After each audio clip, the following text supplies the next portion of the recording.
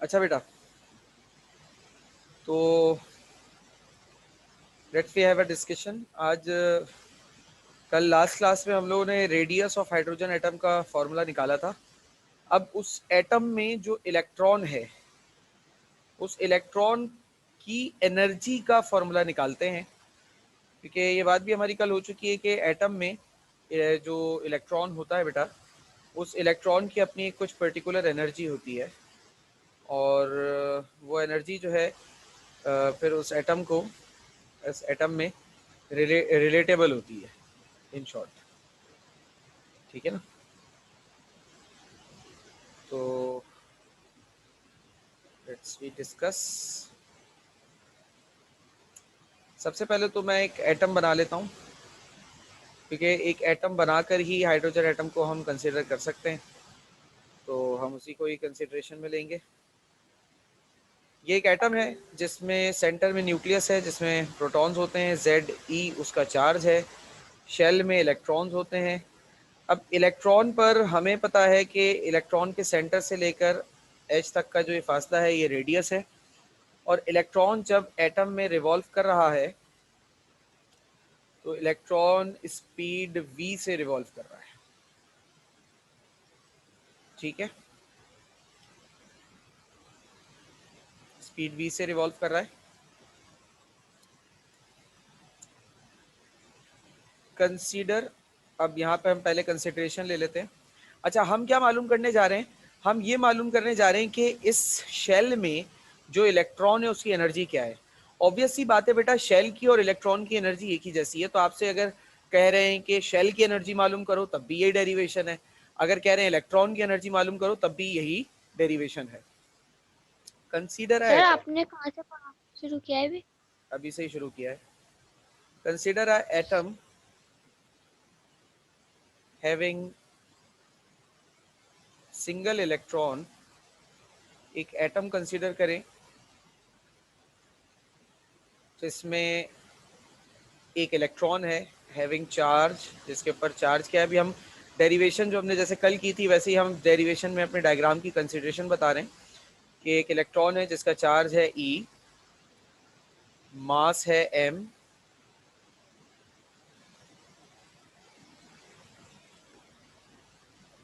Is revolving, वो revolve कर रहा है अराउंड द न्यूक्लियस, क्योंकि न्यूक्लियस के अराउंड रिवॉल्व कर रहा है, जिस पर चार्ज क्या है, हैविंग चार्ज Ze, उस पर चार्ज क्या है न्यूक्लियस पे, Ze, एंड नहीं, विद वेलोसिटी v, और उसकी वेलोसिटी क्या है, v, having a distance r from the nucleus, और सेंटर से उसके इलेक्ट्रॉन तक का जो फासला है वो r है। ठीक है, ये जो डायग्राम में हमने सारा एक एक हमने डायग्राम बनाई है, इस डायग्राम में हमने जिस चीज को जो लिया है वो हमने यहाँ पर जाहिर कर दिया है। ठीक है, उसके सिंबल्स वगैरह बता दिए। अच्छा, एक बात बताओ कि काइनेटिक एनर्जी पता है क्या होती है? किसी को इल्म काइनेटिक एनर्जी का?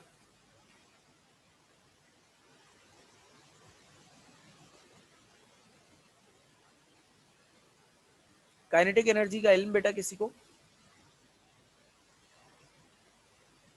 No sir. No sir. Potential energy के बारे में बेटा?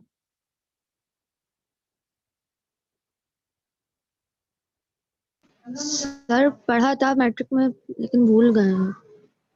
ठीक है, तो दो तरह की एनर्जीज होती हैं बेटा किसी भी बॉडी में। एक होती है काइनेटिक एनर्जी और एक होती है पोटेंशियल एनर्जी। काइनेटिक एनर्जी वो एनर्जी होती है जो किसी बॉडी की मूवमेंट से एसोसिएटेड होती है, और ये काइनेटिक एनर्जी के बारे में मैंने आप लोगों को डिस्कवरी ऑफ इलेक्ट्रॉन में भी पढ़ा है।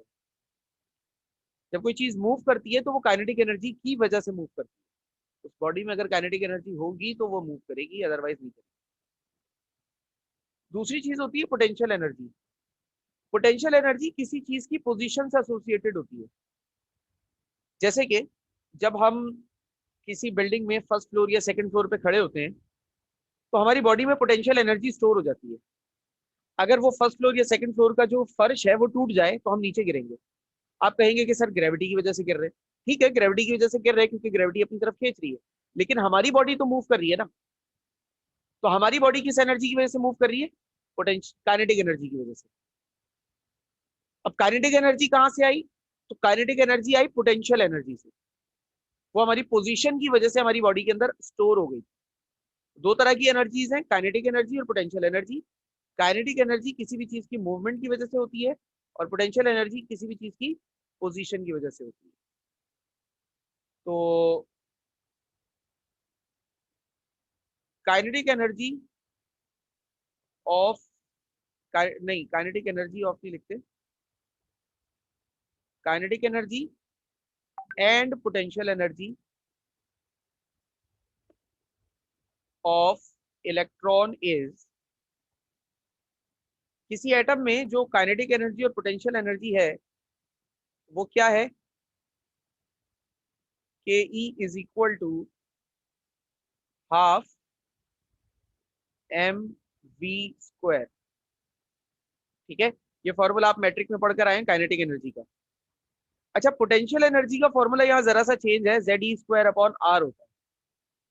जो आपने मैट्रिक में पढ़ा होगा पोटेंशियल एनर्जी का फॉर्मूला वो ये होगा, potential energy is equal to M G H. ठीक है, ये थोड़ा सा फर्क है दोनों की एनर्जीज में।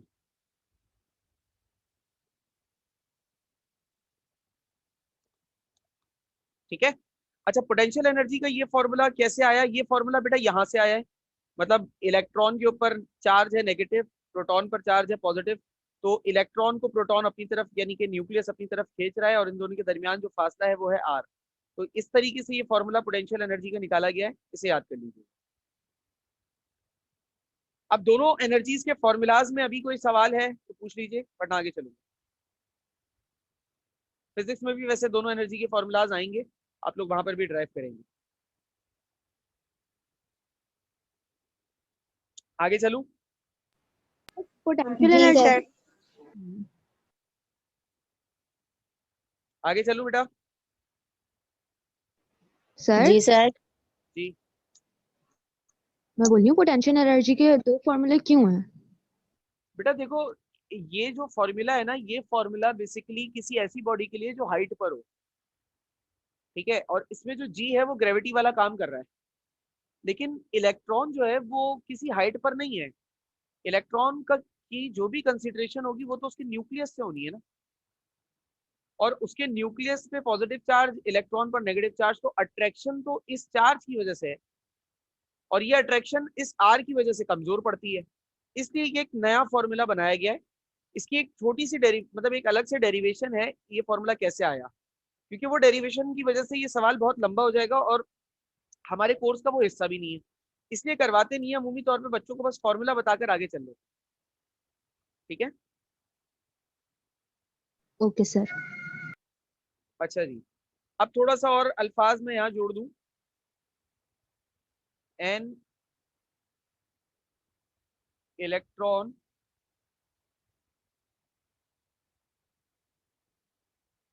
possess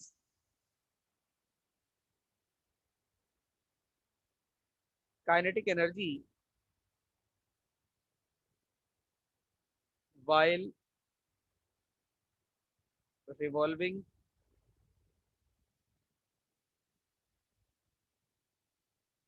around the nucleus and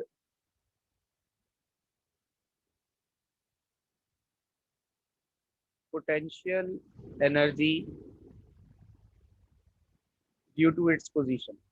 जैसा कि मैंने लफ्जों में भी तुम लोगों को समझाया कि काइनेटिक एनर्जी मूवमेंट से आती है रिवॉल्विंग अराउंड द न्यूक्लियस, और पोटेंशियल एनर्जी उसकी पोजीशन से होती है कि वो एटम में किस पोजीशन पर है। तो हमने उन दोनों बातों को यहाँ पर मैंने लिख भी दिया है। With respect to the nucleus, nucleus के हिसाब से, with respect to the nucleus, nucleus के हिसाब से उसकी पोजीशन को देख रहे हैं। अब टोटल एनर्जी की बात करते हैं। The total energy of electron is the sum of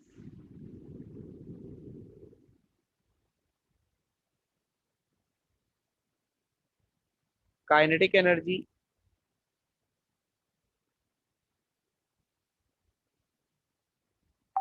and potential energy।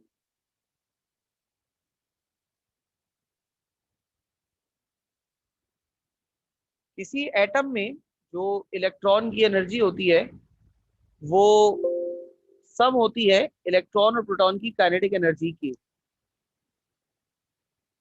ठीक है, तो total energy is the sum of kinetic energy plus potential energy. दुनिया की कोई सी भी बॉडी हो बेटा, हमेशा याद रखिएगा, उस बॉडी में जैसा कि मैंने बताया कि जब वो मूव करती है तो उसकी बॉडी में काइनेटिक एनर्जी होती है, यानी काइनेटिक एनर्जी की वजह से मूव करती है। और उसकी पोजीशन, पर्टिकुलर कोई भी पोजीशन, किसी भी हाइट पर है, किसी भी जगह खड़ी हुई है, किसी भी जगह रुकी हुई है, तो उसकी बॉडी में जो एनर्जी होती है वो पोटेंशियल एनर्जी होती है। अब जब मैं टोटल एनर्जी की बात करूंगा कि किसी भी बॉडी की, चाहे वो आपकी हो, मेरी हो, इलेक्ट्रॉन की हो, एटम की हो, पत्थर की हो, जमीन की हो, कुर्सी की हो, किसी की भी हो, तो उस बॉडी के अंदर दो ही तरह की एनर्जीज हो सकती है, एक काइनेटिक एनर्जी और एक पोटेंशियल एनर्जी। दोनों एनर्जीज को अगर प्लस कर लूंगा तो उस बॉडी की टोटल एनर्जी पता चल जाएगी। ये बात समझ में आई बेटा मेरी? जी सर। अच्छा,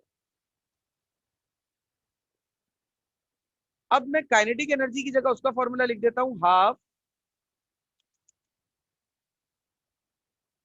half M V square plus, और पोटेंशियल एनर्जी की जगह उसका फॉर्मूला लिख देता हूँ minus Z E square upon R. मैं पिछली बार पहले माइनस लगाना भूल गया था, Z E square upon R. अब जरा सॉल्व कर ले तो आंसर क्या आ जाएगा, half M V square plus minus minus Z E square upon R. ठीक है, ये बात समझ में आ गई बेटा? जी सर। जी सर। अच्छा, ये मेरे पास कहलाया इक्वेशन नंबर 1, कह दिया इसको और छोड़ दिया। अब हमें पता है कि यार वी स्क्वायर जो है ना, वेलोसिटी तो उन दिनों, मतलब जिस वक्त ये डेरिवेशन हो रही थी, ये फॉर्मूलाज निकल रहे थे, उस वक्त तो एटम की वेलोसिटी मालूम, इलेक्ट्रॉन की वेलोसिटी मालूम करना नामुमकिन था। उस वक्त तो इलेक्ट्रॉन की वेलोसिटी हम मालूम ही नहीं कर सकते थे। तो अब क्या करें भाई, तो फिर हमें वेलोसिटी कैलकुलेट करनी पड़ेगी ना, इस वाले फॉर्मूला में से वेलोसिटी को निकालना पड़ेगा। निकाल देते हैं। अब कैसे निकालूंगा, अप्रोच देखिएगा।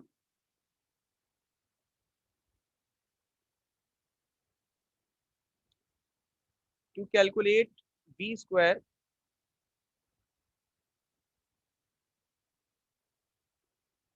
we equate the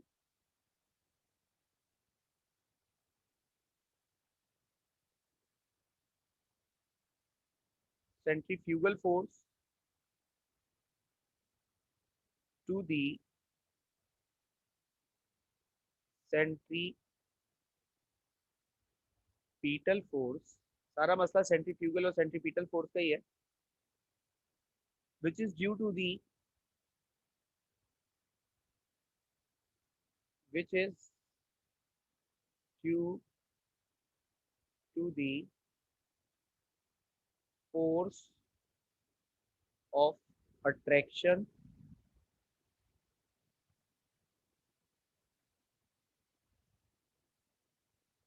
between electron and nucleus. ठीक है, मतलब यहाँ पर एफ जी जो है,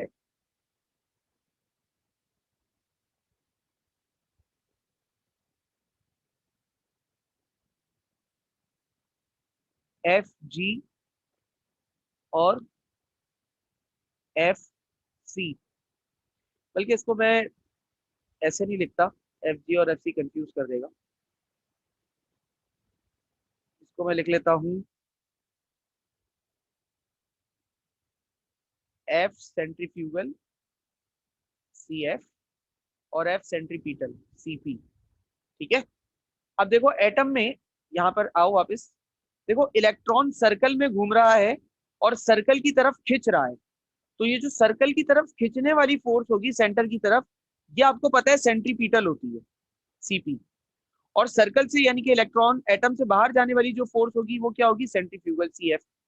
अच्छा, सेंट्रीपिटल फोर्स की अगर मैं बात करूं तो जो इलेक्ट्रॉन को अपनी तरफ सेंट्रीपिटल फोर्स खींच रही है वो बेसिकली ये पोटेंशियल एनर्जी ही तो है, अगर गौर करो, मतलब वो क्या है, हमने सॉरी सेंट्रीपिटल फोर्स की मैं बात कर रहा था, वो यही वाली फोर्स तो है ZE²/R² जो हमने रेडियस में निकाली थी। इलेक्ट्रॉन को जो न्यूक्लियस की तरफ फोर्स खींच रही है वो तो ये है ZE²/R², ये तो हमने रेडियस की फॉर्मूला में निकाल ली थी। ये बात समझ में आ रही है बेटा, सेंट्रीपिटल फोर्स, ये देखो, it is the centripetal force that attracts electron towards the centre, ये दरअसल सेंट्रीपिटल फोर्स है जो इलेक्ट्रॉन को सेंटर की तरफ खींच रही है। ये बात समझ में आ रही है मेरी, बोलो बेटा। जी सर। तो अब यही वाली फोर्स सेंट्रीपिटल फोर्स जो वहां हमने इलेक्ट्रॉन में निकाली थी रेडियस वाले में, वही फोर्स सेम मैं यहाँ पे लिख देता हूँ ZE²/R²। ठीक है, अब सेंट्रीफ्यूगल फोर्स क्या होगी, सेंट्रीफ्यूगल फोर्स भी हमने रेडियस वाले फॉर्मूला में निकाली हुई है बेटा, कोई नई बात नहीं है, वो भी दिखा देता हूँ। अकॉर्डिंग टू फिजिक्स हमने निकाली होगी, देखो, according to physics the centrifugal force is mv²/r। तो ये तो हम पिछली डेरिवेशन में निकाल चुके हैं, कोई नई चीज तो है नहीं। ये आ गई सेंट्रीफ्यूगल फोर्स mv²/r। अब अगर इस r से इस r² को कैंसिल कर दूं तो इधर क्या बचा आपके पास, mv² is equal to ZE²/r। अब जरा गौर करो, इस फॉर्मूला में जो इक्वेशन नंबर 1 है, इस इक्वेशन नंबर 1 में अगर मैं mv² की वैल्यू पुट करना चाहूं तो वेलोसिटी भी हट जाएगा और m भी हट जाएगा, क्या पुट करूंगा, ZE²/r।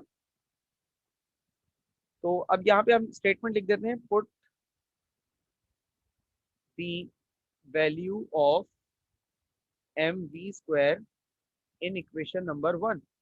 इक्वेशन नंबर 1 में mv² की वैल्यू पुट कर दो, is equal to half mv² की जगह ये आ गया ZE²/r प्लस, प्लस नहीं माइनस है, सॉरी, माइनस ZE²/r। अच्छा, अब ये दोनों आपके पास बेसिकली मल्टीप्लाई हो रहे हैं, तो ये आपके पास क्या हो गया, एक स्टेप और कर लेता हूँ, ZE²/2r माइनस ZE²/r। अब इन दोनों का एलसीएम लेना है, ठीक है, जब इन दोनों का एलसीएम लेंगे तो एलसीएम आया 2r और r का एलसीएम जो है वो 2r आएगा। एलसीएम वाला स्टेप समझ में आया बेटा, जी सर। ठीक, गुड। अब इस r को, मतलब इसको क्रॉस मल्टीप्लाई कर लो, r को इधर, तो ये क्या हो जाएगा, ZE² माइनस, और इस 2r को इधर भेजकर क्रॉस मल्टीप्लाई करो तो ये क्या हो जाएगा, 2ZE²। अच्छा, ये कैसे आया सर, देखो जब r इधर क्रॉस मल्टीप्लाई होगा तो r इधर आ जाएगा, इस r से r कैंसिल हो जाएगा, समझ गए, तो ये ZE²/2r बच जाएगा। या चलो ऐसे भी नहीं करो, इसको और आसान तरीके से कर लो, देखो इसके नीचे डिनोमिनेटर क्या है 2r और इसके नीचे डिनोमिनेटर क्या है 2r, अगर मैं दोनों को डिवाइड करता हूँ 2r को 2r से, तो दोनों डिवाइड होकर आंसर क्या बचेगा, 1। ZE² को 1 से मल्टीप्लाई करो, आंसर आ गया ZE²। अब इधर देखो, अगर मैं 2r को r से डिवाइड करूं, क्योंकि ये कॉमन डिनोमिनेटर है ना 2r, और इसको मैं r से डिवाइड करूं तो r से r कैंसिल हो जाएगा, अब क्या बचा 2, तो इस वाले को आप मल्टीप्लाई करो 2 से, जब 2 इससे मल्टीप्लाई होगा। अच्छा, ये 2 कोफिशिएंट के तौर पे मल्टीप्लाई हो रहा है, यहाँ पे याद रखना, कोफिशिएंट के तौर पे हो रहा है, पावर के तौर पर नहीं हो रहा। तो जब ये इससे मल्टीप्लाई होगा तो आपके पास क्या आ जाएगा, ये आपके पास आ जाएगा 2 मल्टीप्लाई बाय 1, 2 1 जा 2 जेड ई स्क्वायर। बात समझ में आई? जी सर। अब यहाँ पर plus minus minus, Z E square में से जेड ई स्क्वायर माइनस हुआ, ये हो गया Z E square upon 2r। ये इलेक्ट्रॉन यहाँ पे एनर्जी रह गई सिर्फ, ठीक है। अच्छा, ये आ गया आपके पास इक्वेशन नंबर 2। अब हमें पता है r की वैल्यू भी हमारे पास गिवन है ना, पहले हम निकाल चुके हैं r की वैल्यू, तो हम यहाँ पे लिख लेते हैं put the value of r। r की वैल्यू क्या है हमारे पास, जो हमने कल निकाली थी, n square h square upon 4 pi square m Z E square. ये हमने r की वैल्यू कल निकाली थी, ये आप पुट कर दीजिए इन इक्वेशन 2, इक्वेशन नंबर 2 के अंदर ये आप वैल्यू पुट कर दीजिए। तो क्या हो जाएगा आपके पास, e is equal to minus ऐसी रहने दीजिए, जेड ई स्क्वायर ऐसी आ गया, 2 ऐसी आ गया, r की जगह पे ये वैल्यू पुट करिए, n square h square upon 4 pi square m Z E square, ठीक है। अब जब सॉल्व करोगे तो ये 2 से ये वाला 4 कैंसिल होगा, 2 बचेगा, इधर क्या आ गया आपके पास, e is equal to minus Z E square upon n square h square upon 2 pi square m Z E square. अब ये जो 2 pi square m Z E square है, ये ऊपर की तरफ जाएगा, रेसिप्रोकल होगा, तो आपके पास ये 2 pi square m Z E square जो है वो जेड ई स्क्वायर से मल्टीप्लाई हो जाएगा, माइनस ये आपके पास हो जाएगा 2, अब z से मल्टीप्लाई होगा, क्या हो जाएगा 2z स्क्वायर, ई स्क्वायर से मल्टीप्लाई हो जाएगा e4, 2z square e4, pi square वैसे ही रहेगा, m वैसे ही रहेगा, upon n square h square. ये आ गया आपके पास एनर्जी का फॉर्मूला।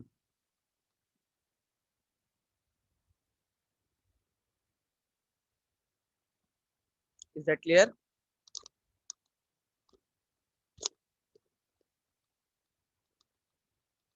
इज दैट क्लियर बेटा? जी सर। अच्छा, अब जी सर। हम कैलकुलेट करेंगे डिफरेंस ऑफ एनर्जीज।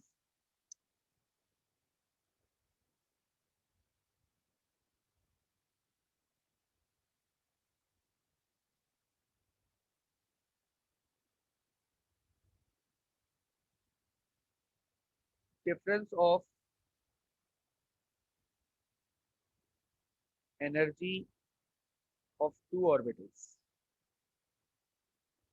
अब 2 ऑर्बिटल्स के दो शेल्स ले लेते हैं, 2 शेल्स, अगर 2 शेल्स के दरमियान एनर्जी का आपको डिफरेंस निकालना हो, तो अब वो कैसे निकालेंगे आप, इसके लिए आप अगेन डायग्राम कंसिडर करते हैं। ये आपके पास आ गया न्यूक्लियस,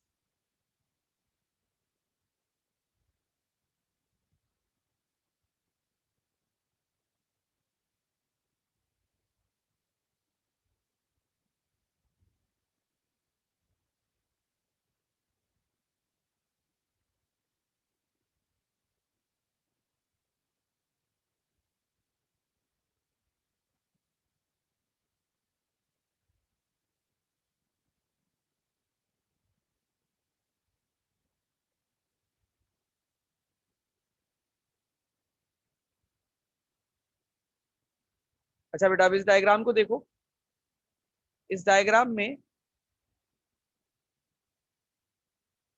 मान लो ये शेल है E1, ठीक है, और ये शेल है E2। इलेक्ट्रॉन अभी E2 शेल में है और ये जंप करके नीचे वाले शेल में आना चाह रहा है या आ रहा है E1 में। तो E2 से अगर इसको नीचे आना है, हमें पता है E2 शेल की एनर्जी ज्यादा होती है, E1 की कम होती है, तो इसको अपने अंदर से कुछ एनर्जी खर्च करनी पड़ेगी।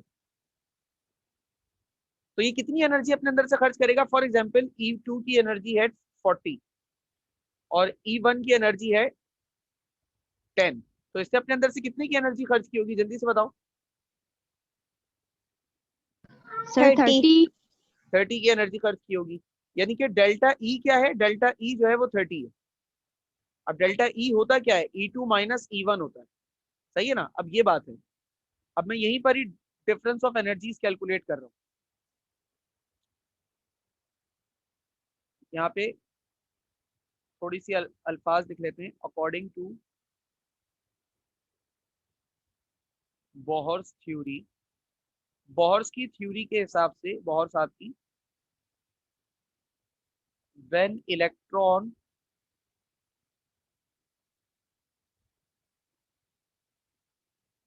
फॉल्स फ्रॉम हायर ऑर्बिट, एक ऐसे ऑर्बिट से वो गिरे जो हाई वैल्यू पर हो, यानी कि for example N2 to lower orbit, lower orbit की तरफ, यानी कि N1, the energy of electron decreases, atom की इलेक्ट्रॉन की एनर्जी जो है वो कम होती है। किस हिसाब से कम होती है? E2 minus from E2 to E1, E2 से E1 तक कम हो जाती है। This decrease in energy, this decrease in energy is delta E. ये जो एनर्जी खर्च हुई ये डेल्टा ई है, ये आप लोगों ने देखा भी। Is emitted in the form of photon, ये एटम में से निकलती है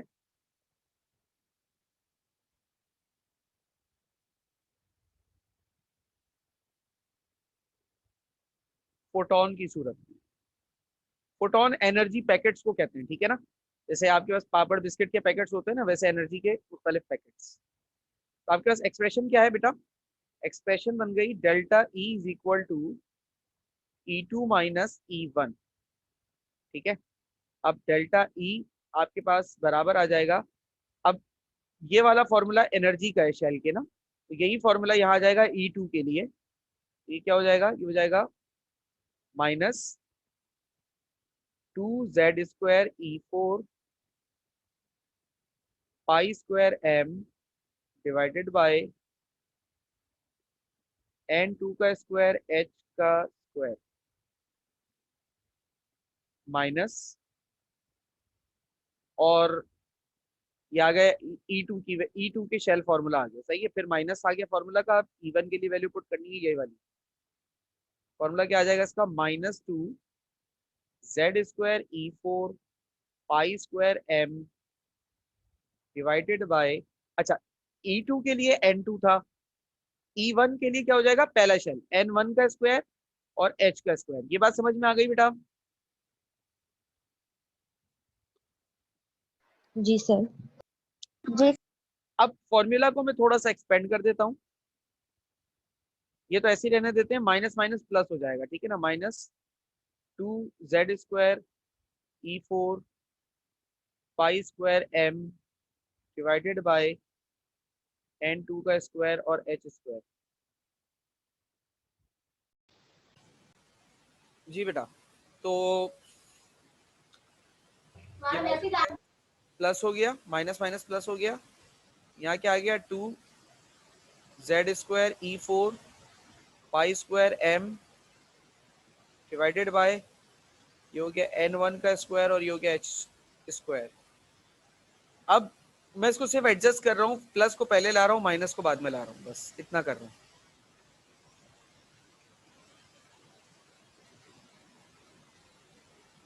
इससे क्या हो जाएगा? ये हो जाएगा 2Z² E4 π² m अपॉन, ये आ गया N1 square H square, minus वाला बाद में आ गया ताकि थोड़ा तरतीब में लगेगा, क्योंकि अमूमी हमारी कोशिश होती है प्लस वाला पहले लिखें, माइनस वाला बाद में लिखें।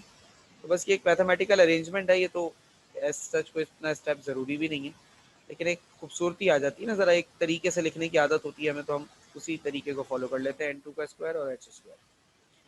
अच्छा, अब अगर आप गौर करो तो इन दोनों एक्सप्रेशंस में कुछ कॉमन है, बताओ क्या कॉमन आ रहा है?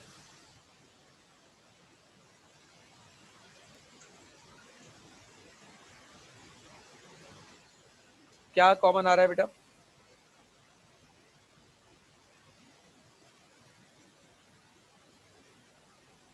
सर ऊपर दोनों टू का सेम कॉमन, है। क्या कॉमन आ रहा है? ऊपर वाली वैल्यू पूरी सेम है। 2 कॉमन है, z कॉमन है, e4 कॉमन है, पाई स्क्वायर कॉमन है, m भी कॉमन है, और नीचे H square. h square common है। तो बचा क्या फिर? आप ब्रैकेट में वो लिख लीजिए, ऊपर बचा 1 अपॉन में n1 का स्क्वायर, माइनस इधर भी बचा ऊपर 1 डिवाइडेड बाय n2 का स्क्वायर, यही बचा। जी सर। जी सर। तो इस तरीके से आपके पास ये डेल्टा ई का फॉर्मूला आ गया, डिफरेंस ऑफ एनर्जीज का। ठीक है, अब एक और सर ये फॉर्मूला नहीं जी आया बोलिए, मुझे दोबारा। क्या कह रही हो? दोबारा ये समझ नहीं आई, ये वाली लाइन दोबारा बता दो। कौन सी वाली लाइन बेटा? जो सर आपने आखिरी वाली लाइन लिखी है। बेटा कॉमन निकालना आता है मैथमेटिक्स वाला? जी जी सर, वो आगे ये कह रही हूँ, क्या चीज? ये 1/, एक मिनट।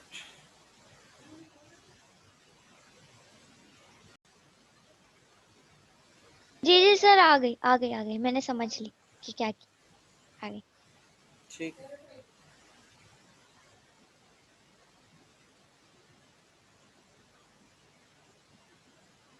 तो अच्छा बेटा, तो अगला फॉर्मूला हम निकाल रहे हैं, फ्रीक्वेंसी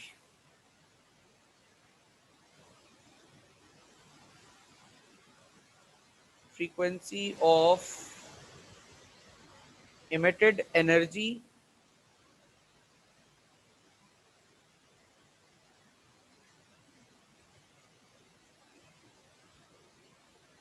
ये जो एनर्जी निकली है डेल्टा ई, और इस पे सारी वैल्यूज पुट करने के बाद जो एनर्जी निकली है, इस एनर्जी की फ्रीक्वेंसी क्या होगी, अब हम ये निकालने जा रहे हैं। ठीक है, तो अब यहाँ पे मैं थोड़ा सा पहले अल्फाज लिख दूं, when an electron jumps from higher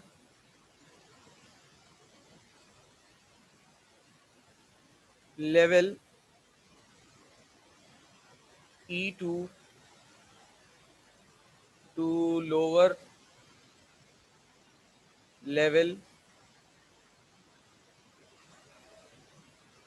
E1,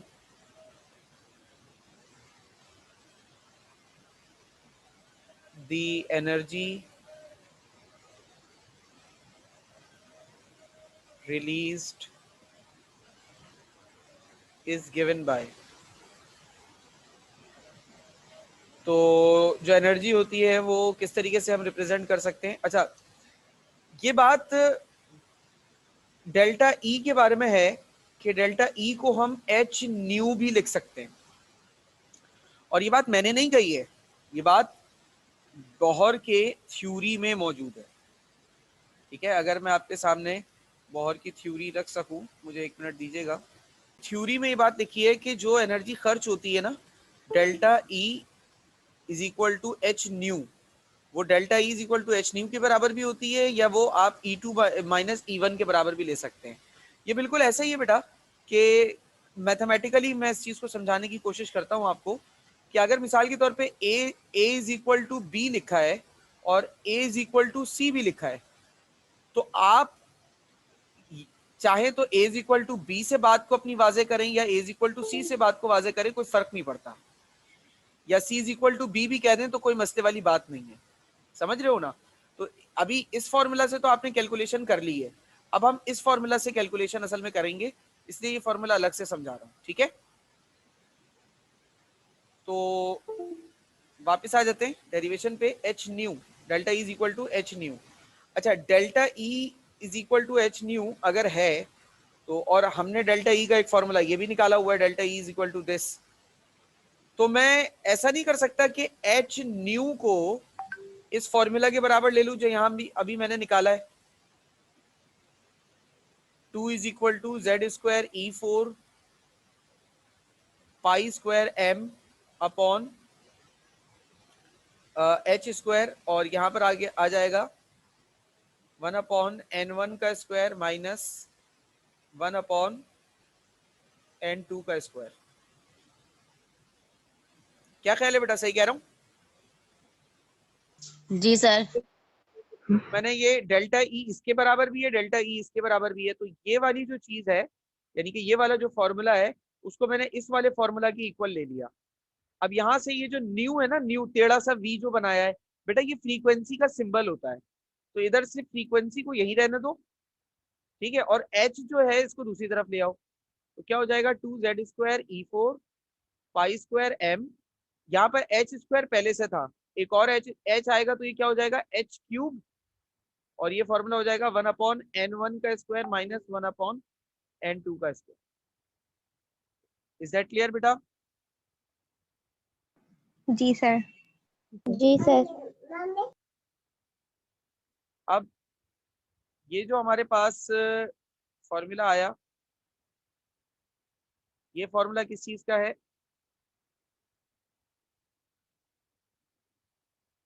this is the expression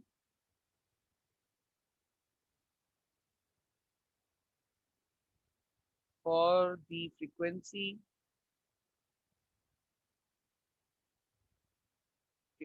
of emitted waves. जो वेव्स इमिट हुई हैं उन वेव्स की फ्रीक्वेंसी का फॉर्मूला ये आ गया, ठीक है ना।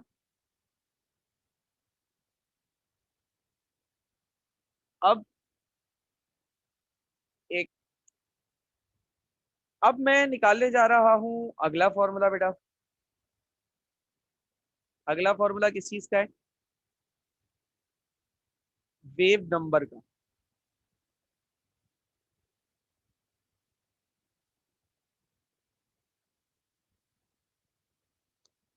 फ्रीक्वेंसी निकाल ली, अब वेव नंबर निकालेंगे, ठीक है। पहले मैं यहाँ पर फ्रीक्वेंसी को थोड़ा सा एक्सप्लेन कर देता हूँ, एक काम ये कर लेते हैं, थोड़ा सा बेहतर हो जाएगा।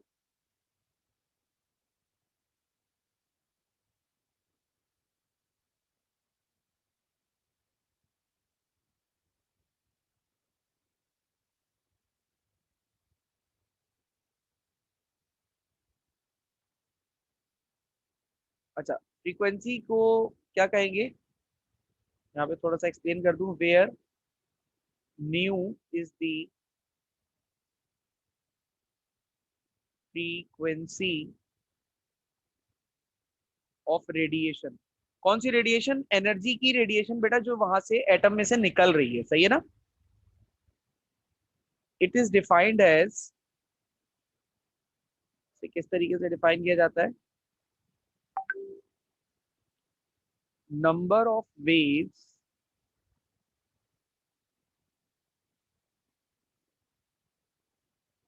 number of waves passing through a point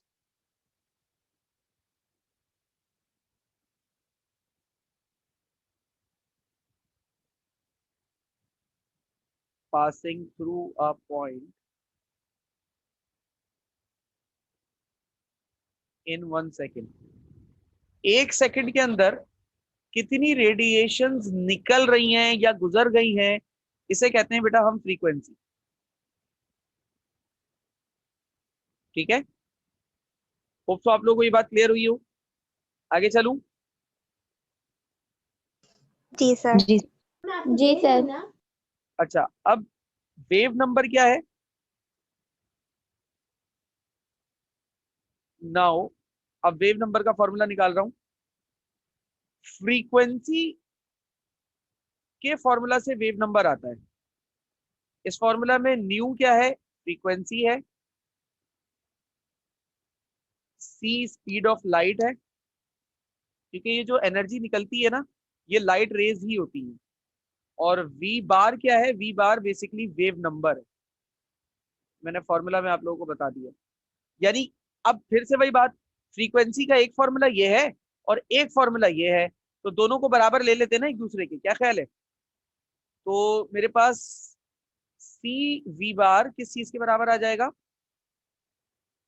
2z² E4 π² m upon HQ, ठीक है।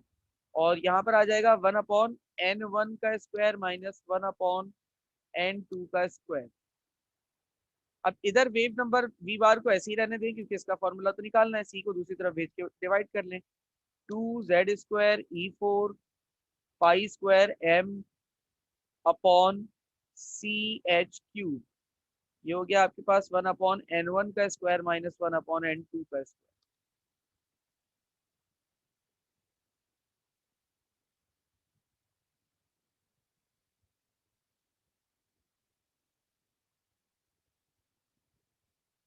n2 का स्क्वायर, ठीक है बेटा। तो ये आ गया आपके पास वेव नंबर का फॉर्मूला। अब वेव नंबर क्या होता है यहाँ पे मैं बता दूं, v is equal to wave number. और वेव नंबर बेसिकली वैसे मतलब कॉन्सेप्चुअली सर क्या होता है? Conceptually number of waves, number of waves per unit distance, इसे कहते हैं वेव नंबर। क्या मतलब है सर? देखो मिसाल के तौर पे ये 1 सेंटीमीटर का फासला है, यूनिट डिस्टेंस है, ठीक है। इस 1 सेंटीमीटर के फासले में एक ये हमारे पास वेव है। अब एक क्रेस्ट एक तरफ मिलकर एक वेव लेंथ बनाता है ना, तो एक वेव, एक क्रेस्ट एक तरफ 2 वेव, एक क्रेस्ट एक तरफ 3 वेव, एक क्रेस्ट एक तरफ 4 वेव, और फिर एक आधा, यानी कि ये 4.5 वेव है। तो इसका मतलब है कि इस 1 सेंटीमीटर में ये जो भी जिस भी चीज की वेव है उसका वेव नंबर 4.5, ये चीज कहलाती है बेटा वेव नंबर। बात समझ में आ गई? जी सर। अच्छा, अब इधर आपको एक चीज और बताते चले।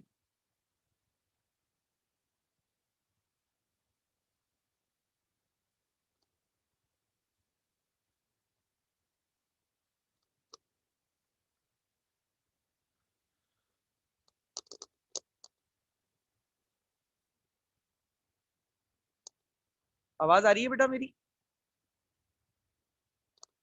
जी सर आ रही जी है। सर। ओके। अब यहाँ पर आपको, अगर आपने यहाँ तक कर लिया तो एक चीज और बताते चले कि ये जो सारी वैल्यूज है ना बेटा, ये सारी वैल्यूज कांस्टेंट है। Z²b, E4b, π²b, M b, C b और H b, ये सारी की सारी वैल्यूज कांस्टेंट है, ठीक है ना। तो इन सबको जब हम मल्टीप्लाई डिवाइड करते हैं ना, तो एक और कांस्टेंट बन जाता है, पुटिंग RH, इसे कहते हैं रेडबर्ग्स कांस्टेंट। ये क्या है? होता है 2E4 π² m, इसमें Z² भी चाहो तो ले लो, डिवाइडेड बाय CH3। ये सब के सब कांस्टेंट वैल्यूज है। स्पीड ऑफ लाइट भी कांस्टेंट है, प्लैंक्स कांस्टेंट भी कांस्टेंट है, Z तो ये फिक्स ही है, M मास को कहते हैं इलेक्ट्रॉन के, ये भी फिक्स है, पाई कांस्टेंट है, E चार्ज भी फिक्स है, 2 भी कांस्टेंट है। इन सबको मल्टीप्लाई डिवाइड करते हैं ना, तो हमारे पास RH का आंसर आता है, RH का आंसर आता है 109678। ये हमारे सर पास आंसर है। एक मिनट बेटा, ये हमारे पास आंसर है रेडबर्ग्स कांस्टेंट का सेंटीमीटर इनवर्स। अच्छा, RH क्या कहलाता है? RH कहलाता है रेडबर्ग्स कांस्टेंट। R कहलाता है रेडबर्ग्स कांस्टेंट। जी बेटा बोलिए। सर इन सब कांस्टेंट की वैल्यूज लिखवा दें आप। बेटा ये सवाल में वैसे अलग अलग भी आती हैं, लेकिन मैं भी आपको लिखवा भी देता हूँ, कोई इशू नहीं है, ठीक है। तो अब मैं इन सबकी जगह पर ओके। अगर ये रेडबर्ग्स कांस्टेंट की वैल्यू पुट करूं, तो वी बार क्या हो जाएगा मेरे पास?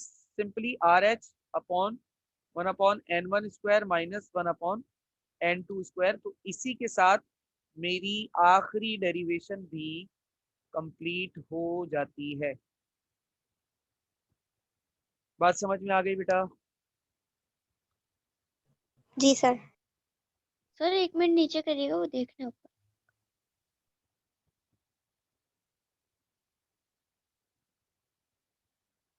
ये 4 हमारे पास डेरिवेशंस थी, तो मैंने चारों आप लोगों को लिखवा दी। सर चैप्टर 2 का न्यूमेरिकल्स का आपने बोला था, वो कब तक करवाएंगे आप? आज रात 7:30 बजे तक रख लेते हैं। सारे कांस्टेंट में कौन कौन से हैं पहले ये तो देख लूँ। तो सही है, चार्ज है, ई, पाई है। पाई की वैल्यू तो पता होगी ना, 22/7। जी सर, ये तो पता है। और क्या है? मास ऑफ इलेक्ट्रॉन है, प्लैंक्स कांस्टेंट है, स्पीड ऑफ लाइट है। Charge of electron 1.6 exponent minus 19, pi 22/7 या फिर 3.142। Mass of electron 9.11 exponent minus 28 grams. और चार्ज ऑफ प्लैंक्स कांस्टेंट जो है वो हमारे पास 6.62 exponent minus I think so 34, हाँ, minus 34 joules into second. Speed of light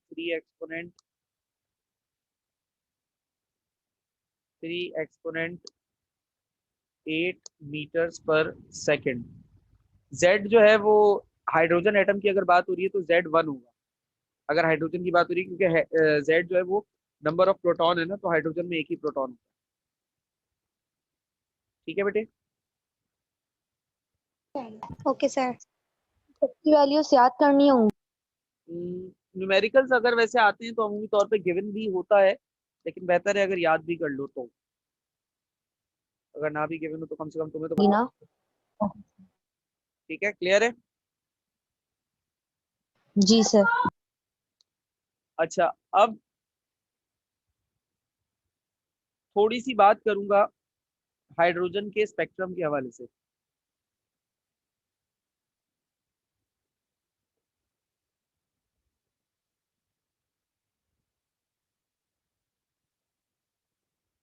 hydrogen spectrum,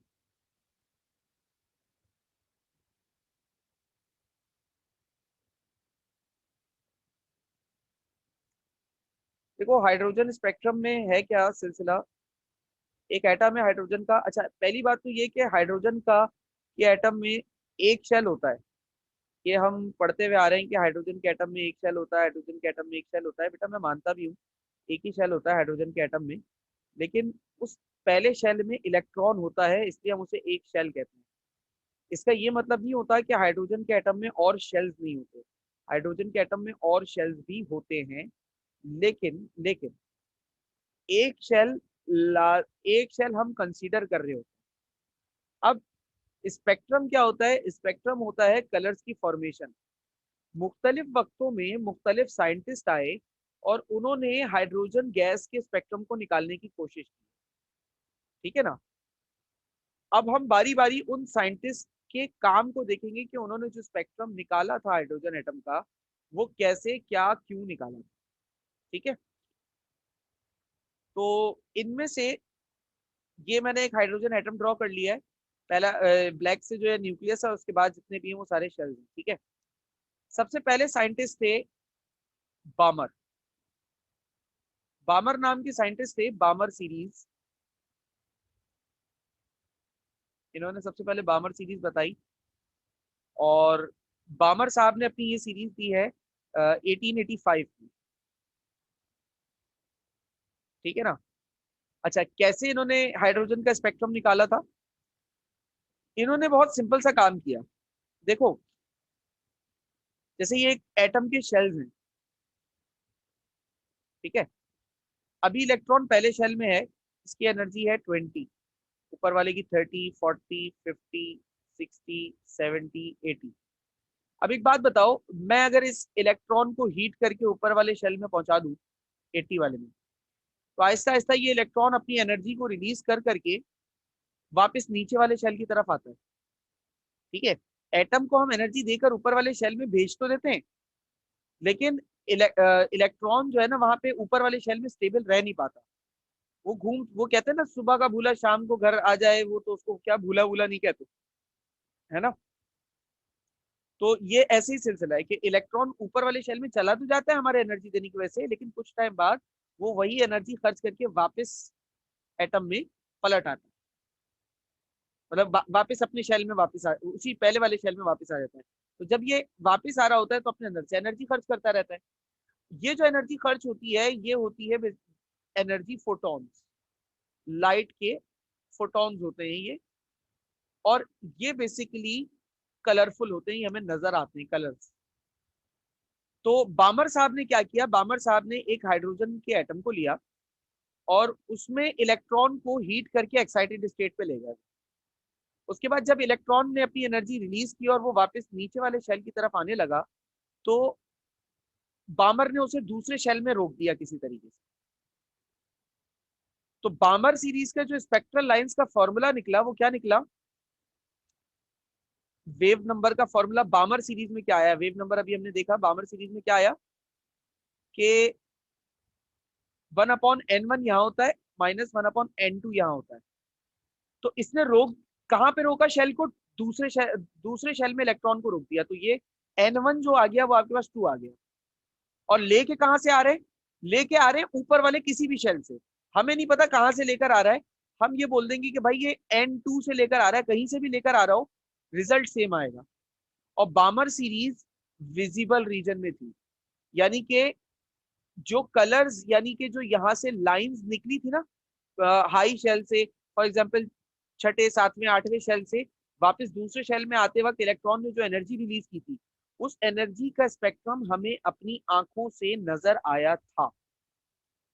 और यहाँ पर जो n2 होता है वो 2 से बड़ा होना चाहिए, यानी 3 हो, 4 हो, 5 हो, 6 हो, 7 हो, कुछ भी हो। समझ रहे हो बात को, इसे कहते हैं बामर सीरीज। क्लियर है? जी सर। इसके बाद दूसरे साइंटिस्ट हमारे पास हैं लेमन साहब।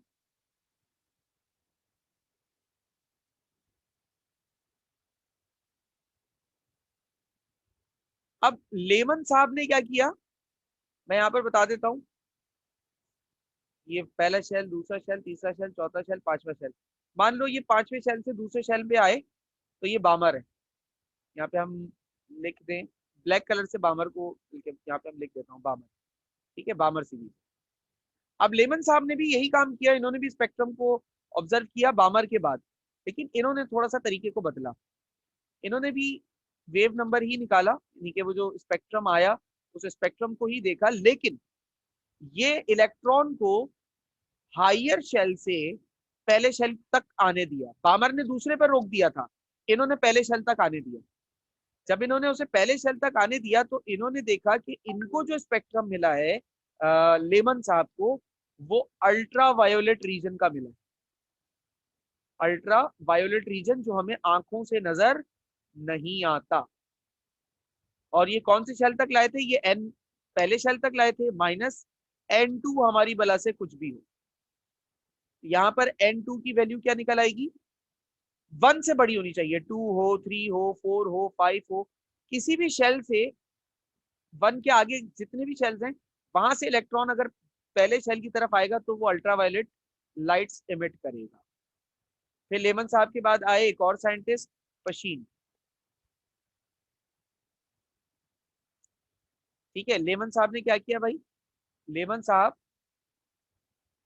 हायर एनर्जी ऑर्बिट से फर्स्ट एनर्जी ऑर्बिट तक आए, तो ये होगा लेमन।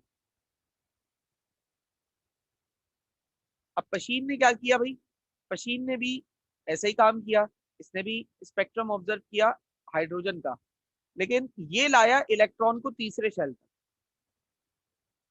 और n2 3 के आगे बड़ा कुछ भी हो, तो n2 4 हो, 5 हो, 6 हो, 7 हो, कुछ भी हो हमारी बला से। और पशीन का जो आपके पास स्पेक्ट्रम आया वो इंफ्रारेड रीजन का था।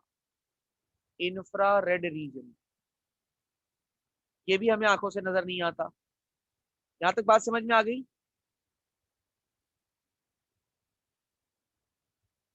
बेटा यहां तक बात समझ में आई? जी सर। जी सर। जी फिर आए सर। एक और साइंटिस्ट जिसे हम कहते हैं ब्रैकेट सीरीज।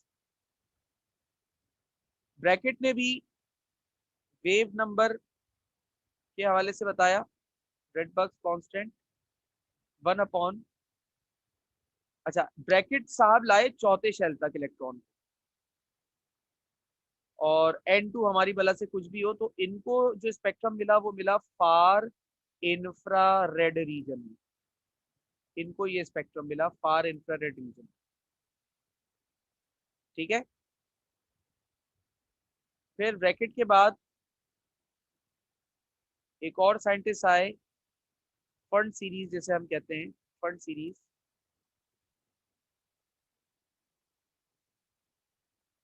और फंड सीरीज जो है ये इलेक्ट्रॉन को लाए थे RH 1 अपॉन, ये लाए थे 5वें शेल तक, 5 स्क्वायर, और 2 हमारी बला से कुछ भी हो। इनको भी स्पेक्ट्रम जो मिला था वो फार इंफ्रारेड मिला था, जो हमें आंखों से नजर नहीं आता। ठीक है। फंड सीरीज भी फार इंफ्रारेड था। अब इसमें जो N2 है वो 5 से बड़ा होना चाहिए, यानी 6 से लाए, 7 से लाए, 8 से लाए, कहीं से भी लाए, लेकिन 5 से बड़ा हो। अब ये बात को समझने के लिए एक समराइज वे में बता देता हूँ। देखो मैं वेवलेंथ का एक चार्ट बना रहा हूँ, 400 से लेकर 400, ये नैनोमीटर्स में बता रहा हूँ वेवलेंथ। लैम्डा वेवलेंथ का सिंबल होता है 700, 7 से आगे और 400 से पीछे। बेटा 400 से 700 के बीच में अगर कोई भी वेव होती है ना, किसी भी वेव की वेवलेंथ होती है, तो वो विजिबल होती है, इंसानी आंख उसे देख सकती है। 400 से पहले होती है तो उस रेडिएशन को हम कहते हैं अल्ट्रावायोलेट, उसे इंसानी आंख नहीं देख सकती। 700 वेवलेंथ से बड़ी अगर कोई वेवलेंथ होती है तो उसे कहते हैं इंफ्रारेड, उसे भी इंसानी आंख नहीं देख सकती। यानी इंसानी आंख सिर्फ 400 से 700 नैनोमीटर तक की वेव्स को देख सकती है, इससे ज्यादा वेव्स को देखना इंसानी आंख की बस की बात नहीं। बात समझ में आ गई बेटा? जी सर। जी। जी सर। कोई सवाल या कंफ्यूजन?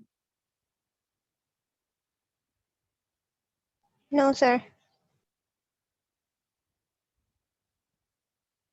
ठीक है।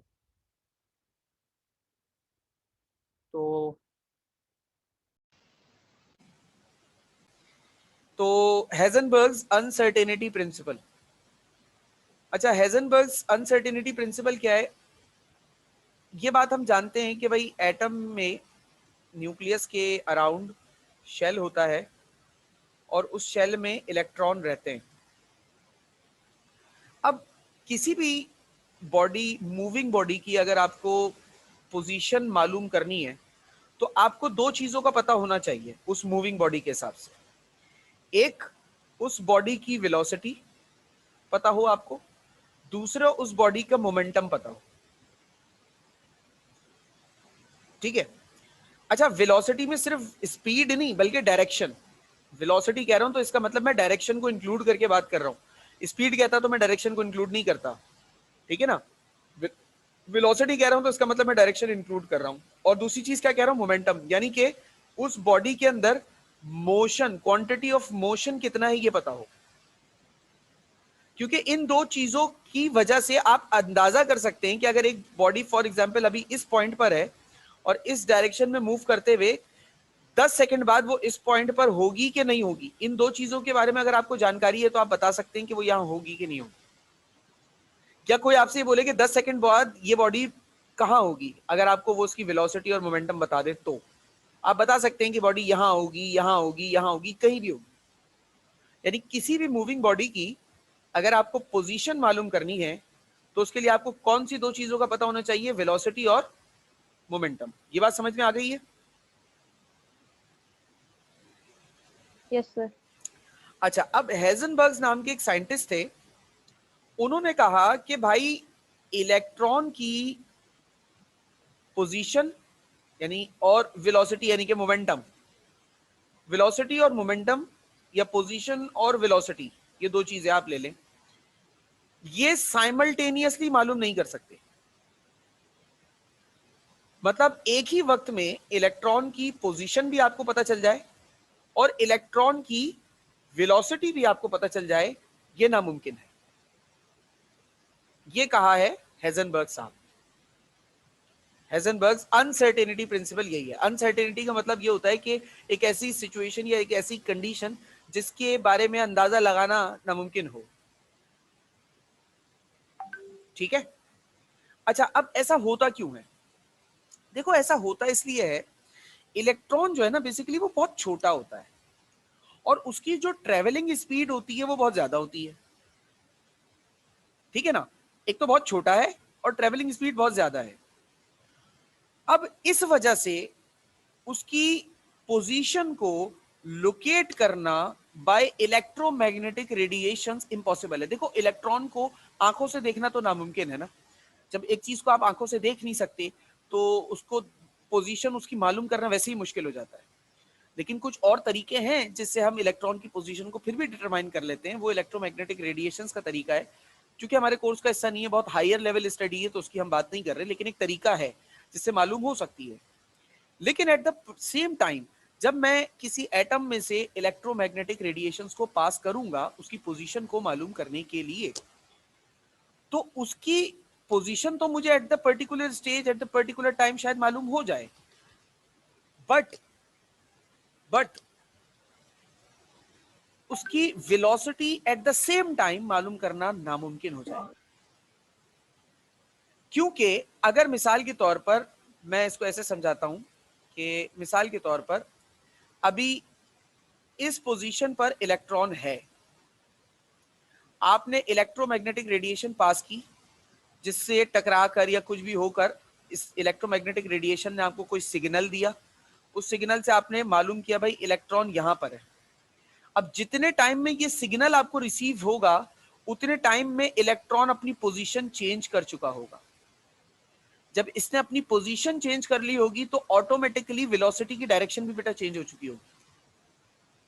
यानी कि अभी जब हम बोलते हैं कोई बॉडी अगर सर्कल में घूम रही है तो सर्कल में घूमती हुई बॉडी की जो डायरेक्शन ऑफ वेलोसिटी होती है वो अलोंग दी टेंजेंट होती है। ये बात पता है ना?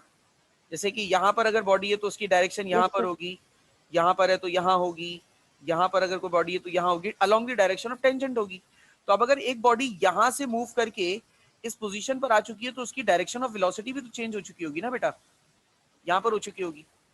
तो आपने पोजीशन मालूम करी, जब तक आपको पोजीशन का सिग्नल मिला तब तक आपके पास वेलोसिटी अनसर्टेन हो चुकी है। वेलोसिटी आपकी जानकारी से, आपकी नॉलेज से, आपकी इंफॉर्मेशन से बाहर निकल चुकी है। ठीक है। अब लार्जर वेवलेंथ की लाइट को हिट करें, अगर हम लॉन्गर वेवलेंथ की अगर मैं रेडिएशन किसी एटम में से पास करूं, ये एटम है मेरे पास, अगर मैं इसमें से इलेक्ट्रॉन की पोजीशन को डिटरमाइन करने के लिए, यहाँ पर इलेक्ट्रॉन है, लॉन्ग वेवलेंथ की लाइट पास करूं, इलेक्ट्रोमैग्नेटिक रेडिएशन से इसकी पोजीशन कंफर्म हो सकती है। इसी तरीके से लॉन्ग वेवलेंथ की जो लाइट रेज होती हैं उससे इलेक्ट्रॉन की वेलोसिटी को डिटरमाइन किया जा सकता है। और लॉन्ग वेवलेंथ की लाइट से कैसे, आपके पास फिजिक्स में भी चैप्टर 8 में एक टॉपिक आएगा एक्सरे डायफ्रैक्शन। तो वो टॉपिक जो है ना जब आप पढ़ोगे तो आपको पता चलेगा। जैसे हम कहते हैं, हमने चैप्टर 2 में एक बात पढ़ी थी कि भाई NaCl जो है ना वो उसका क्रिस्टल क्यूब शेप का होता है। अब हो सकता है आप लोगों के जहन में उस वक्त सवाल आया हो कि सर देखें एटम वगैरह इतने छोटे होते हैं, हमें कैसे पता ये क्यूब होता है? आपने बताया, लेकिन आपको भी कैसे पता? तो बेटा वो एक्सरे डायफ्रैक्शन की एक टेक्निक होती है, उससे हमें पता चल जाता है कि क्रिस्टल कैसा शेप में है। क्योंकि जब लाइट हम पास करते हैं ना तो लाइट इस क्रिस्टल के मुख्तलिफ एटम से टकराकर अलग अलग एंगल्स पर बेंड होती है, अलग अलग एंगल्स पर बेंड होती है। तो ये जो एंगल्स होते हैं ना, इन एंगल्स की मदद से हम पता कर लेते हैं कि शेप क्या होगा। वो एक बड़ी डिटेल का डेरिवेशन है, उसके पीछे नहीं जा रहे। मतलब हमारे पास एक इंस्ट्रूमेंट होता है, XRD कहलाता है, वो XRD कहते हैं उसको, XRD, एक्स रे डायफ्रैक्शन। सारा काम वो करके देता है, हमें सिर्फ उसके अंदर सैंपल प्लेस करना है, उसको मशीन को ऑन करना है और उसको कैलिब्रेट करना है, बाकी सारा रिजल्ट, पूरा चार्ट, एंगल, थीटा, सब कुछ वो बता कर दे देगा हमें, ठीक है ना। तो इस तरीके से इसका बेसिक फॉर्मूला है। सेम यही चीज हम अप्लाई करें, अगर हम लॉन्ग वेवलेंथ की लेंथ को, मतलब लॉन्ग वेवलेंथ की वेव्स को अगर एटम में पास करते हैं, तो हमें पता है कि इलेक्ट्रॉन एनर्जी एब्जॉर्ब करता है, ठीक है ना। इलेक्ट्रॉन एनर्जी एब्जॉर्ब करता है, एनर्जी एब्जॉर्ब करने का मतलब है वो वेव्स एब्जॉर्ब कर रहा है, ठीक है। अब जितनी वेव्स वो एब्जॉर्ब कर रहा है, with the passage of time वो उतनी ही वेव्स रिलीज भी तो करता है। स्पेक्ट्रम वाले टॉपिक के अंदर मैंने ये बात आपको बताई भी थी, जितनी वेव्स वो एक्सेप्ट करता है उतनी ही वेव्स वो with the passage of time release भी करता है। तो अब इसकी मदद से कि कितनी वेवलेंथ यहां पर रिलीज हुई है और किस स्पीड से रिलीज हुई है, क्योंकि जब एटम इस वेव को इमिट करेगा तो वो इलेक्ट्रॉन जब इस वेव को इमिट करेगा तो इमिट होते वक्त इस वेव की स्पीड वही होगी जो इलेक्ट्रॉन की होती है। मैं अगर एक बस में सफर कर रहा हूं तो जितनी स्पीड बस की है उतनी ही स्पीड मेरी बॉडी की भी है। अगर मैं एकदम से बस से छलांग लगा दूंगा तो जमीन पर मैं जब आऊंगा तो मैं रेस्ट की पोजीशन में आऊंगा, जिसकी वजह से इनर्शिया की वजह से मैं गिरूंगा। फिजिक्स में ये चीज पढ़ी है ना, कि अगर इलेक्ट्रॉन घूम रहा है और वो एनर्जी रिलीज कर रहा है तो at the time of release इस वेव की भी स्पीड उतनी ही होगी जितनी इस इलेक्ट्रॉन की होगी। बात समझ में आ रही है? Yes Yes, sir. sir. अब सोचो इलेक्ट्रॉन ने इस पोजीशन में आकर एनर्जी को रिलीज किया, मतलब, और हमने स्पीड कैलकुलेट कर ली, हमने वेलोसिटी कैलकुलेट कर ली, हम खुश हो रहे हैं। जितने टाइम में हमने ये वेलोसिटी मालूम करी, इतने टाइम में इलेक्ट्रॉन अपनी पोजीशन यहां से बदलकर यहां आ चुका होगा। तो क्या हम पोजीशन मालूम कर सके? नहीं सर। बस ये प्रॉब्लम है, यानी कि इलेक्ट्रॉन की वेलोसिटी और पोजीशन एक साथ मालूम नहीं हो सकती। बस ये चीज हमारे पास ये बताता है।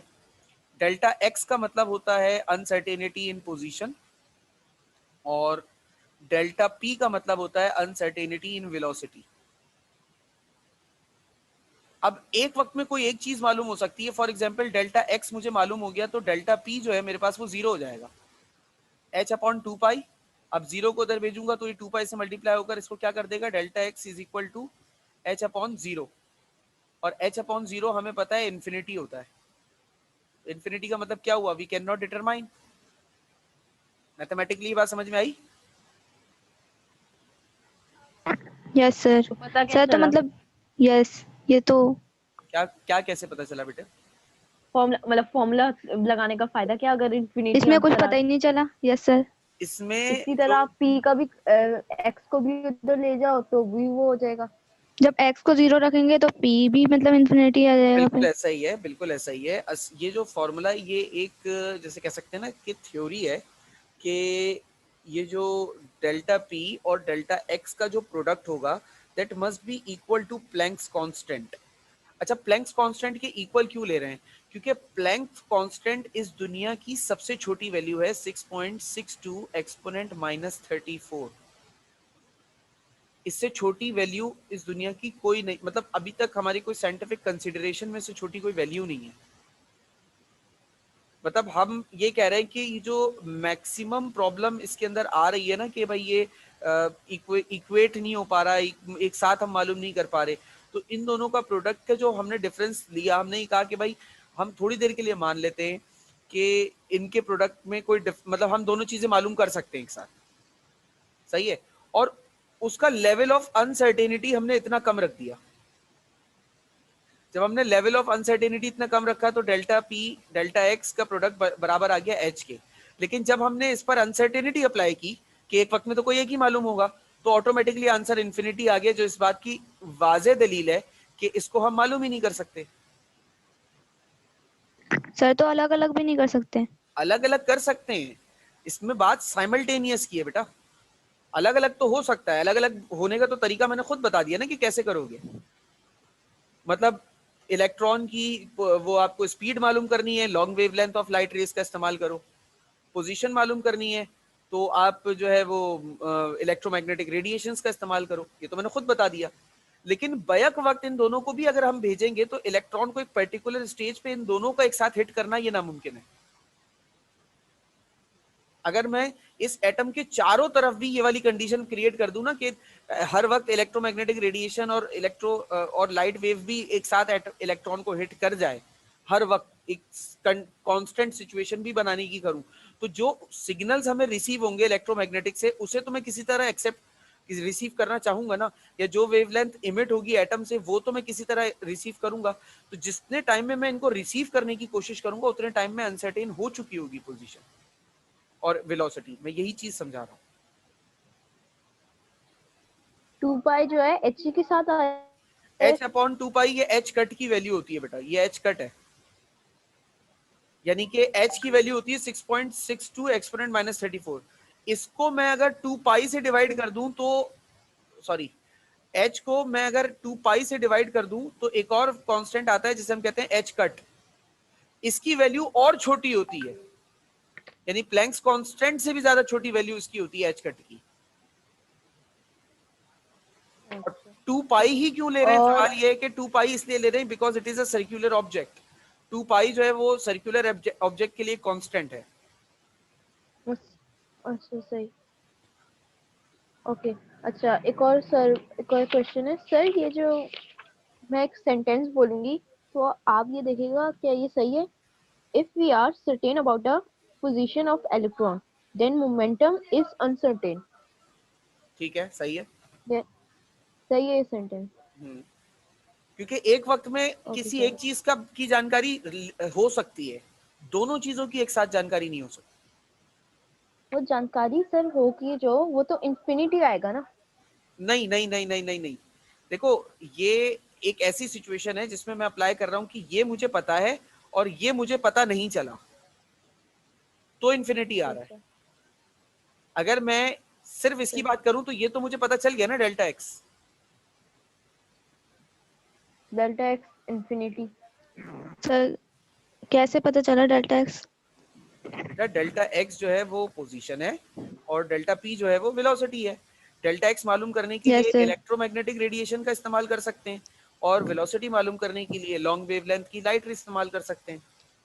सर नहीं, ये जो अभी आपने एक साथ करा है ना, एक साथ तो हो ही नहीं रहा इसमें ना। मैं वही तो कह रहा हूँ बेटा, एक साथ तो कर ही नहीं सकते। मैं खुद तो मना कर रहा हूँ, मैं कब कह रहा हूँ एक सर साथ? आपने ये जो डेल्टा पी अज्यूम करा था ना 0, बेटा वो मैंने मालूम थोड़ी किया, वो तो मैंने कहा मुझे पता नहीं चला तो मैंने 0 लिया। अब तुम्हें कोई चीज नहीं पता, तो तुम्हें कोई चीज नहीं पता तो तुम उसे वेरिएबल ही रहने दोगी। यही होगा नो ना एक सर, कॉन्सेप्ट, तुम उसे वेरिएबल ही रहने दोगी, 0 क्या मतलब करोगे? हाँ कर दिया। ठीक है, यस लेकिन सर। यहाँ पे हम ये बोल रहे हैं कि भाई डेल्टा पी हमें नहीं पता चला, तो हम यहाँ पे बात कर रहे हैं साइमल्टेनियस मालूम करने की। तो साइमल्टेनियस कंडीशन के अंदर मैं एक मालूम कर सका, दूसरा मालूम नहीं कर सका, तो वो 0 हो गया मेरे लिए। It is relative to me, my okay sir. Calculation only. वो ओवरऑल चलो इफेक्ट नहीं है, सही वो है। सिर्फ रिलेटिव है कि मैं क्या कैलकुलेट कर रहा हूं। जो मैं कैलकुलेट कर रहा हूं मुझे एक तो पता चल गया, मैं तो निकालने दोनों जा रहा था। दूसरा मुझे नहीं पता चला तो मेरे हाथ में क्या आएगा बेटा? 0 आएगा ना। बस ये चीज है। तो that is why I have put 0 here. तो ऑटोमेटिकली इंफिनिटी हो गई वैल्यू एक चीज की।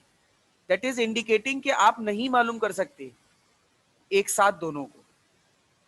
सेम अगर यही फिनोमिना तुम डेल्टा पी की वैल्यू रख के डेल्टा एक्स को 0 रख के सॉल्व करोगे तो वो भी इंफिनिटी देगा, क्योंकि एक वक्त में कोई एक ही मालूम हो पाएगा, दूसरा मालूम ही नहीं हो सकता। हेजनबर्ग ने ये नहीं कहा कि आप दोनों मालूम नहीं कर सकते, उसने कहा दोनों को एक साथ मालूम नहीं कर सकते। अलग अलग करो मालूम, वो तो मैंने खुद भी बता दिया कैसे हो जाएगा अलग अलग मालूम। ओके सर, समझ आ गया। ठीक है ना। अच्छा, ये जो हेजनबर्ग्स प्रिंसिपल है ये बोहर की थ्योरी से थोड़ा सा कॉन्ट्रडिक्ट करता है। ठीक है ना, बोहर की थ्योरी से थोड़ा सा इख्तिलाफ है, क्योंकि बोहर के मुताबिक इलेक्ट्रॉन का जो पाथ होता है ना वो कंसाइज होता है, यानी फिक्स होता है, प्रिसाइज होता है, जिसकी वजह से उसका मोमेंटम मालूम हो सकता है। वेलोसिटी तो बोहर साहब भी मालूम नहीं कर पाए थे, हमने डेरिवेशंस में देखा है, हर डेरिवेशन में वेलोसिटी को हमने रिप्लेस किया है किसी और फॉर्मूला से। पिछली डेरिवेशंस याद है ना? Yes sir.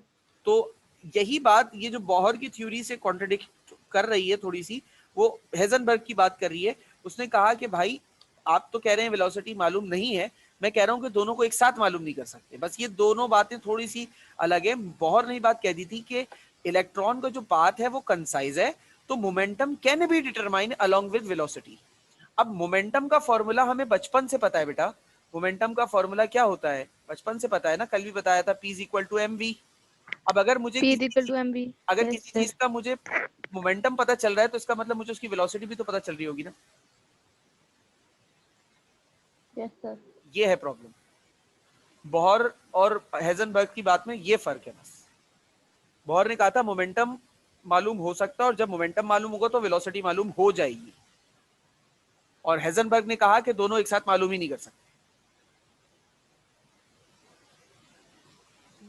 Okay sir. ठीक है अच्छा सर, ये जी, जी बोलिए बेटे। अच्छा, इस टॉपिक के लिहाज से क्वेश्चन कौन सा आ सकता है? आई मीन बेटा वो ये कह सकते हैं एग्जाम में कि क्या मुझे पूछ सकते पहली हैं? बात तो मुझे ये नहीं पता कि ये रिड्यूस कोर्स का हिस्सा है कि नहीं। दूसरी बात ये कि है। है, तो इसमें वो कह सकते हैं कि डिस्कस हेजनबर्ग्स अनसर्टेनिटी प्रिंसिपल। तो आपने इसकी डेफिनेशन देनी है, अच्छा। उसके जो यहाँ डेफिनेशन मैंने लिखी हुई है, सही है। उसके बाद इसकी एक एक्सप्लेनेशन दे दीजिएगा, उस एक्सप्लेनेशन में भी यही बात मंजन कर दीजिएगा सारे, कि इलेक्ट्रॉन बहुत छोटा होता है तो उसकी पोजीशन और मोमेंटम को एक साथ डिटरमाइन नहीं कर सकते हम। अच्छा अच्छा। और डिटरमाइन करने के तरीके को अगर चाहो तो लिख देना कि भाई लॉन्ग वेवलेंथ से इलेक्ट्रॉन की वेलोसिटी मालूम हो सकती है, इलेक्ट्रोमैग्नेटिक रेडिएशन से उसकी पोजीशन मालूम हो सकती है, बट इन दोनों को साइमल्टेनियसली अप्लाई करना नामुमकिन है। दैट इज वाई इलेक्ट्रॉन की पोजीशन और साइमल सर, साइमल्टेनियसली से मुराद एक उसी एक वक्त साथ एक साथ या एक एक साथ साथ? एक एक साथ। साथ सही। ये अच्छा चीज। सर, बुक में जो फॉर्मूला है वो लिखा हुआ है, पता नहीं क्या लिखा हुआ है, delta P N dot delta X, और वो लिखा हुआ है, ऑलमोस्ट इक्वल साइन भूल टू गई एच, ये वाला। ऑलमोस्ट इक्वल टू, जी, ऑलमोस्ट, हाँ वो ऑलमोस्ट होगा, एक सीधी लाइन ये होगी लिखा और हुआ उसके है। ऊपर एक मद जैसा सिंबल होगा, ऑलमोस्ट इक्वल टू। हाँ, ये वाला, हाँ हाँ ऐसे करके। हाँ हाँ बिल्कुल। Yes sir. तो सही है फिर। तो हम, अच्छा सही, ओके सर। तो इसमें कोई इशू नहीं है, मतलब almost equal to Planck's constant ये वाली बात है, और मैंने यहाँ पे इक्वल लिया हुआ है क्योंकि मैंने नीचे डिवाइडेड बाय 2 पाई भी तो लिखा हुआ है ना। Okay sir. ठीक है, और कोई सवाल बेटा? यस सर, ये तो शॉर्ट में ही आएगा ना, लॉन्ग में तो नहीं आ सकता नहीं ये वाला? नहीं ये लॉन्ग में नहीं आ सकता बेटा, शॉर्ट में ही आएगा। सही। ठीक है, और कोई सवाल बेटा? ये इम्पोर्टेंट है। इम्पोर्टेंट इतना ज्यादा नहीं। सही है। ओके सर, नहीं क्वेश्चन नहीं है। ठीक है बेटा, तो बाकी बात आपसे इंशाल्लाह एक अनाउंसमेंट और है बेटा। अपकमिंग वीक से थर्सडे फ्राइडे सैटरडे दोनों सेक्शंस की 2-2 क्लासेस होंगी। थर्सडे को सेक्शन ए की क्लास होती है 5:30 से 6:15, सेक्शन बी उस क्लास में शामिल होगा। और सेक्शन बी की क्लास होती है 7 से 7:45, 7 till 7:45, सेक्शन ए उस क्लास में शामिल होगा, चाहे ऑनलाइन हो या फिजिकल। ये अब आपका परमानेंट शेड्यूल है till the end of this year. Clear है? Okay sir. चले, बाकी बात फिर आपसे Okay। इंशाल्लाह नेक्स्ट क्लास में। तब तक के लिए अल्लाह हाफिज। सर